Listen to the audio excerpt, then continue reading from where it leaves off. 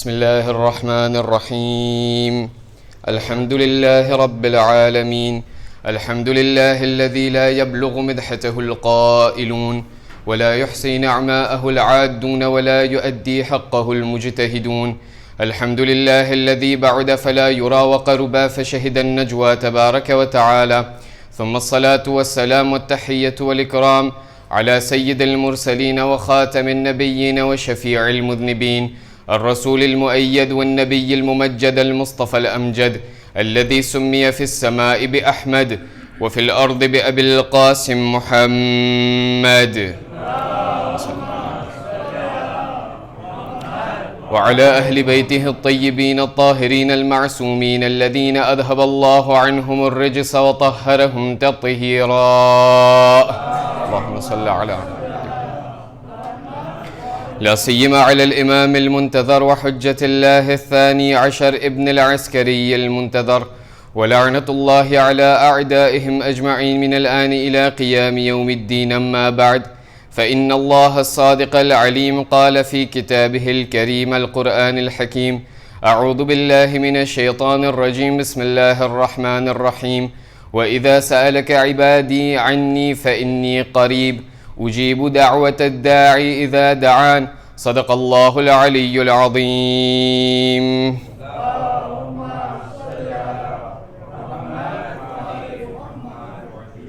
Un des plus grands thawab et un des plus grands actes d'adoration durant ce mois béni est le salawat ala Muhammad wa ali Muhammad.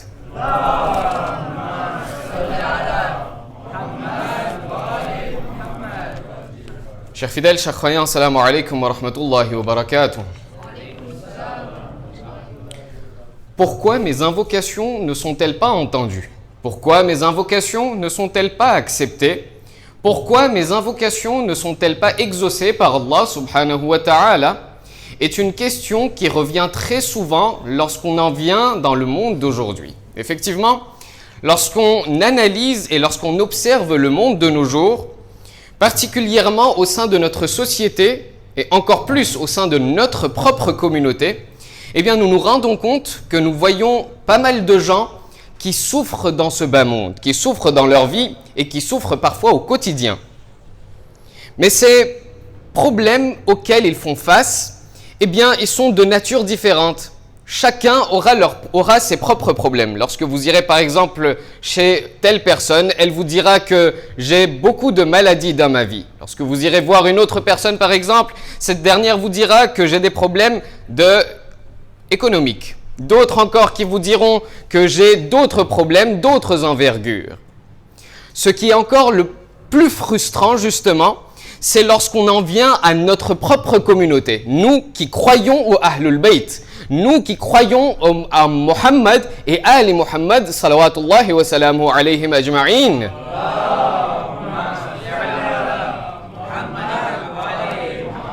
Eh bien, nous nous rendons compte que malgré le fait que nous croyons au Ahlul Bayt, nous avons autant de souffrances que les autres. Pourquoi est-ce que cela est frustrant? Parce que nous savons que nos Ahlul Bayt nous ont laissé un bel héritage. Nous savons que nos Ahlul Bayt nous ont laissé un trésor que l'on appelle dua, un trésor que l'on utilise particulièrement durant le mois béni de Ramadan. Eh bien, nous aurons pas mal de membres de notre communauté qui nous diront que je fais tel dua, je fais telle récitation et j'invoque Allah de cette manière et de telle façon. Et pourtant, je vois que les problèmes continuent à augmenter et ne cessent d'augmenter dans ma vie. C'est la raison pour laquelle j'aimerais attirer justement votre attention vers un verset de la sourate Al-Baqarah, ce même chapitre que nous étudions depuis la première nuit. Dans ce même chapitre 2, verset 186, Allah subhanahu wa ta'ala dit: Bismillah ar-Rahman ar-Rahim. Wa idha sa'alaka ibadi anni fa inni qarib ujibu da'wata ad-da'i idha da'an. Allah subhanahu wa ta'ala dit au saint prophète Muhammad sallallahu alayhi wa sallam: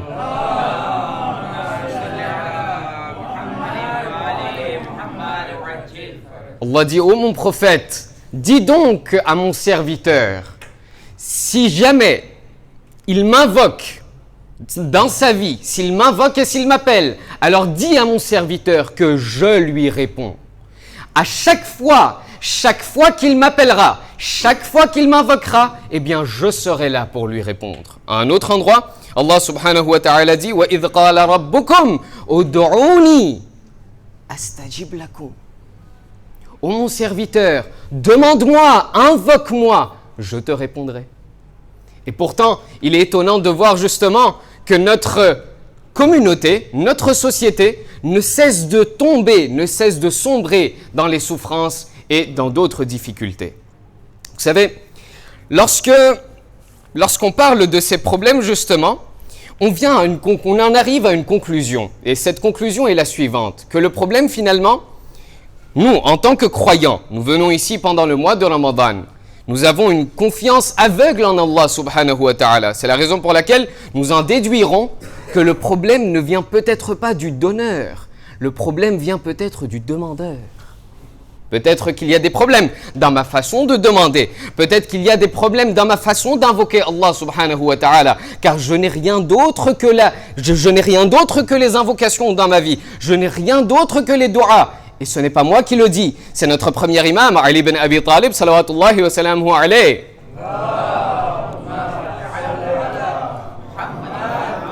L'imam Ali le dit lui aussi. Et il me demande à moi également. Il vous le demande à vous également. Moi je le dis, mais vous aussi dites-le. Dites quoi? Ighfir liman la yamliku illa ad-du'a.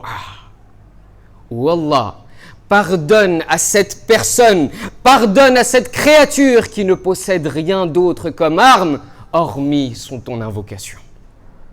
C'est la raison pour laquelle j'aimerais accorder une attention particulière à ce verset et nous conclurons notre majlis et notre discours de ce soir là-dessus. J'aimerais que l'on analyse ces pistes ensemble et j'aimerais que l'on étudie cet axe, que pourquoi finalement, où se trouve le problème, où se cache la difficulté. Pourquoi est-ce que Allah subhanahu wa ta'ala n'accepte pas mes invocations? Pourquoi est-ce que Allah subhanahu wa ta'ala n'entend pas mes invocations? Car vous savez, et je le sais également, que Allah subhanahu wa ta'ala est proche de moi. Un homme va voir notre deuxième imam, Al-Hassan ibn Ali al-Mujtaba, salawatullahi wa salamuhu alayhi.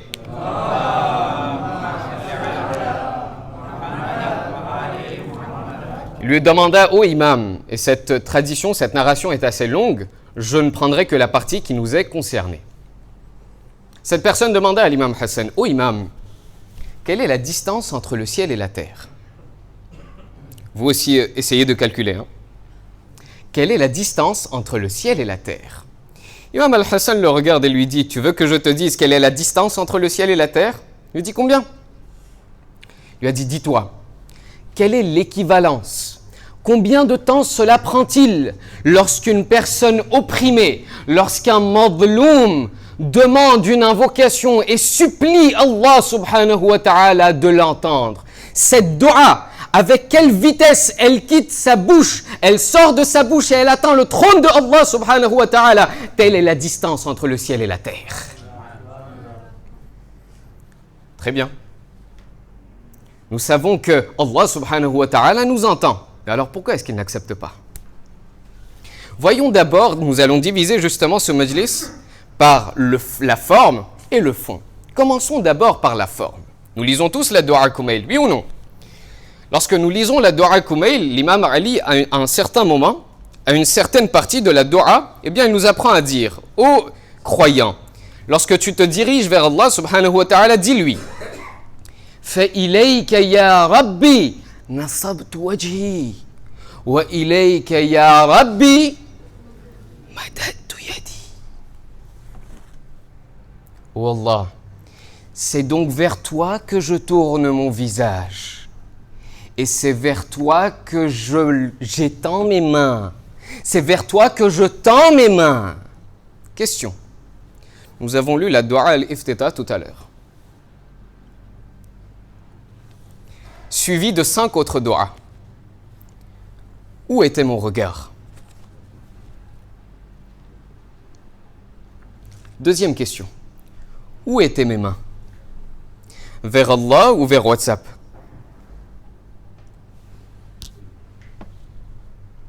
L'imam Ali dit, ô serviteur, ô frère croyant, tu veux que Allah subhanahu wa ta'ala t'entende. Tu veux que Allah entende tes du'as. Et lorsque Allah t'apprend que lorsque tu veux m'invoquer, eh bien tourne ton visage vers moi, concentre-toi et imagine vers qui tu te tiens debout. Lorsque tu m'invoques, eh bien tends les mains vers moi, invoque-moi de cette façon et je te répondrai. Première des choses. Deuxième des choses, qui nous est également apprise par notre saint prophète Muhammad sallallahu alayhi wa sallam.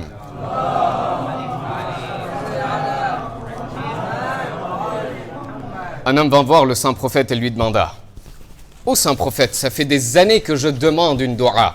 Ça fait des années que je demande à Allah de m'accorder quelque chose. Jusqu'à maintenant, ça fait des années aujourd'hui. Ça doit faire 10 ans, 20 ans. Je ne vois pas ma dua s'exaucer.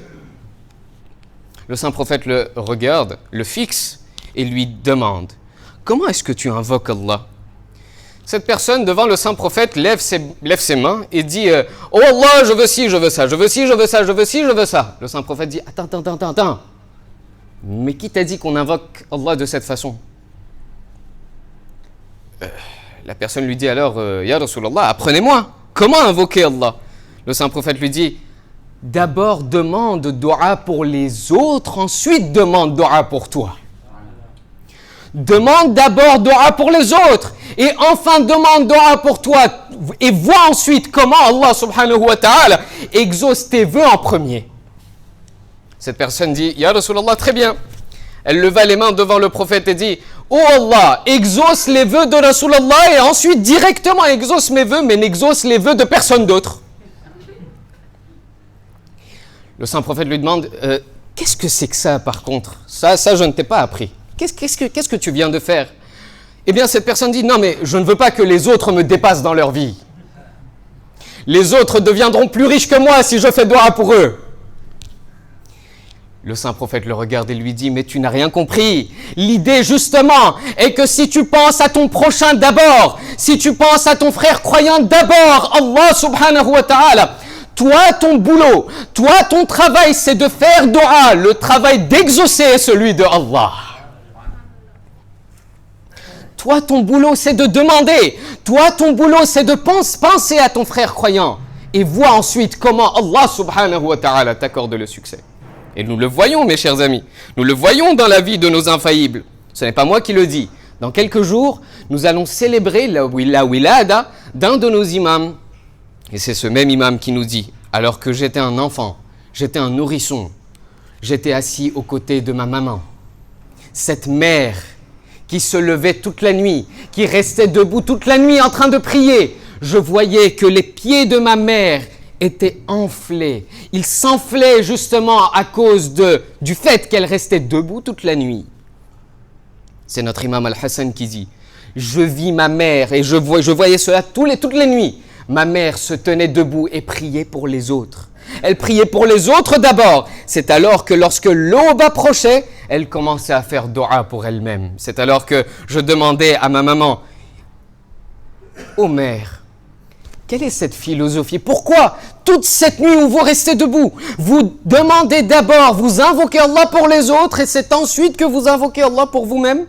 C'est alors que notre mère Fatima az-Zahra, salawatullahi wa salamuhu alayha, répondit: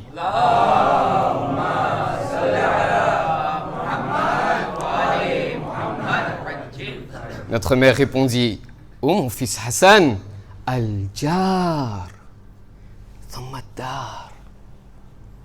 Demande d'abord pour ton prochain, ensuite demande pour toi. Ça, c'était la forme.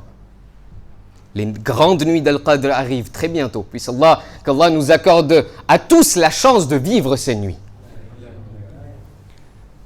Gardez bien cette information en tête. Avançons dans le fond du problème. Vous savez, c'est ce même premier imam qui dit à un moment dans la Dua Kumail: Allahumma ghfir li ad-dhunub allati, première chose. Allahumma ghfir li ad-dhunub allati, deuxième chose. À un moment, l'imam Ali dit: Ya ilahi, Allahumma ghfir li ad-dhunub allati tahbisu ad-du'a. Oh Allah, pardonne mes péchés. Quels péchés? qui emprisonne mes doigts. Pardonne mes péchés que j'accomplis dans ma vie, les péchés que je commets dans ma vie. Il y a des péchés justement qui emprisonnent mes doigts. Tahbis, cela emprisonne mes doigts et les empêche d'atteindre ton trône. Question. Quels sont les doigts qui empêchent justement, quels sont les gunas, quels sont les péchés qui empêchent mes doigts d'arriver jusqu'à Allah?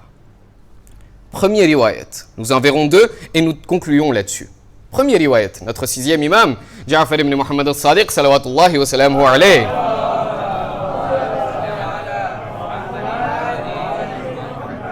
Notre sixième imam avait beaucoup d'amis. Un jour à Médine, l'imam al-Sadiq était assis en compagnie de ses compagnons. C'est alors que dans la masjid ou quelque endroit que ce soit, quel que soit l'endroit, un homme entra dans cette pièce. L'imam al-Sadiq le vit, il s'agissait de son meilleur ami. Son meilleur ami, hein? Pas de son ami, son meilleur ami. L'imam al-Sadiq le voit, salam alaikum, ça va, tout va bien, quoi de neuf, un petit café? C'est alors que l'imam al-Sadiq lui dit, mais tu sais bien qu'on est de meilleurs amis. Pourquoi est-ce que ça fait longtemps que tu es en ville? Parce que cette personne, justement, ce compagnon, n'était pas de Médine. Il était d'une autre ville. L'imam al-Sadiq lui demande, pourquoi tu n'es pas venu à la maison? Où est-ce que tu loges? Il a dit, non mais oh imam, je suis arrivé hier soir, j'étais tellement fatigué, je me suis dit que vous aussi vous deviez être en train de dormir, je n'ai pas voulu vous déranger. Mais alors où est-ce que tu loges? Je suis chez un tel, je suis logé chez un tel. À peine l'imam al-Sadiq avait-il entendu cela, l'imam dit à son meilleur ami, ah bon, tu es descendu chez un tel? Maintenant que tu es descendu chez un tel, ne reviens plus jamais me voir. Ne reviens plus jamais me voir. Étonné, cette personne demande, oui imam, il y a un problème? Quel est le problème justement? Mais je n'ai rien fait. Est-ce que c'est gounah? Est-ce que c'est un péché de loger chez cette personne? Qu'est-ce qu'elle a comme problème? L'imam al-Sadiq le fixa et lui répondit, ne sais-tu donc pas, n'as-tu jamais entendu, n'es-tu donc pas au courant que la personne chez qui tu es descendu actuellement, chez qui tu loges actuellement, elle a l'habitude d'écouter de la musique?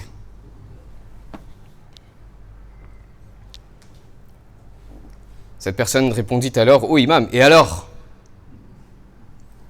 L'imam al-Sadiq lui dit, garde une chose en tête et rappelle-toi, tout endroit, tout foyer, toute maison dans laquelle de la musique est écoutée ou est entendue ou est marchée, dans cette maison il y aura trois choses, toujours. Pas l'une des trois, les trois ensemble. Quoi? Première chose, les anges arrêteront leur va-et-vient dans cette maison. Deuxième des choses, cette maison ne sera jamais épargnée de quelque malheur ou difficulté. À tout moment de la journée, à tout moment de la vie, toute difficulté pourrait s'abattre sur cette maison. Troisième des choses, n'oublie jamais, ô mon compagnon, dans cette maison, chaque personne qui fera dua, chaque personne qui invoquera Allah subhanahu wa ta'ala, Allah n'entendra, Allah n'écoutera aucune de ces duas. Mais que faire? Je n'arrive pas à m'en passer. Lorsque je mets une story Instagram, ça m'a l'air trop cru. Les gens ne likent pas. Il faut bien mettre un peu de musique, c'est juste un peu. L'imam al-Sadiq me rappelle, rappelle-toi, n'oublie jamais, dans toute maison où de la musique est écoutée, Allah n'entendra aucune de ses invocations. Deuxième des choses, et je conclus là-dessus, le prophète Moussa était sur son chemin pour se rendre au mont Sinaï. Alors que le prophète Moussa se rendait là-bas, il vit en chemin une personne, une jeune personne, un jeune homme qui était en train de pleurer, mais qui pleurait tellement abondamment. Le prophète Moussa se dit, j'étais à deux doigts d'aller le voir et de lui dire, arrête de pleurer, tu vas mourir dans cet état-là. Tu vas finir par mourir, tellement il était en train de pleurer. Le prophète Moussa le voit, il se dit à l'intérieur de lui, cette personne, regarde ce jeune homme, sa sincérité, regarde comment il pleure. Allah a dû sûrement déjà exaucer sa doua. En se disant cela, il se rendit sur le mont Sinaï. Alors en pleine discussion avec Allah, il y a une chose qui gêne le prophète Moussa. Il y a quelque chose qui lui gratte à l'intérieur du cœur. Le prophète Moussa demande alors à Allah, « Oh Allah, tu sais, en plein chemin, alors que j'étais en train de me rendre vers le mont, j'ai aperçu justement une personne, j'ai aperçu un jeune homme qui était en train de pleurer abondamment, qui était sur le point de mourir tellement il pleurait. Il était en train de t'invoquer. Je suis sûr et certain que tu as déjà dû exaucer sa doua. » Allah subhanahu wa ta'ala lui dit, « Oh Moussa, lorsque tu descends de ce mont, et si tu revois ce jeune homme, va le voir et dis-lui, même si tu meurs dans cet état-là, Allah n'entendra aucune de tes douas. » Le prophète Moussa dit, « Ya Allah, c'est très étonnant. Pourquoi ? Parce que nous t'appelons Ya Sari' al-Rida. Ô celui qui se satisfait très rapidement, ô celui qui est très vite satisfait. Cette personne est en train de pleurer, elle est sur le point de rendre l'âme tellement elle est en train de pleurer. Et tu me dis que tu n'écoutes pas sa doua ? Pour quelle raison ? Allah subhanahu wa ta'ala lui dit, ô Moussa, va le voir et dis-lui que dans son ventre il y a ce que l'on appelle du rizq haram. Il y a ce que l'on appelle de la nourriture. En fait, non, il y a ce que l'on appelle du rizq haram, du rizq illicite. Un bien qui ne lui appartenait pas et qu'il a mangé. Un bien qui ne lui appartenait pas et qu'il a usurpé. Ô Moussa, va lui dire, tant que ce rizq, tant que ce bien sera dans son ventre, tant que ce bien sera en sa personne, je n'écouterai aucune de ses doigts. Question. J'attendais le mois de Ramadan. Ça fait 11 mois que j'attends ce mois. Me voici en plein mois de Ramadan. Je suis dedans. Je baigne dans le mois béni. Ramadan, synonyme de Allah. Ramadan, synonyme de dua. Ramadan est synonyme de connexion avec Allah. Est-il juste, mes chers amis? Est-il concevable, mes chers amis, que j'ai attendu 11 mois pour que ce mois me soit enfin donné à nouveau, que cette chance me soit octroyée à nouveau, et lorsque je me tiens devant Allah en disant « Ya Sari' al-Rida » ô celui qui entend les doigts, ô celui qui se satisfait très vite, est-il concevable, mes chers amis, que je fasse dua et que Allah n'écoute pas et n'entende pas mes doigts? N'est-il pas de mon devoir, quelque part, mes amis, de changer cette manière d'invoquer Allah subhanahu wa ta'ala? Le moment n'est-il pas venu, mes amis, de revenir enfin sur les rails? هذا والحمد لله رب العالمين إن الله وملائكته يصلون على النبي يا أيها الذين آمنوا صلوا عليه وسلموا تسليما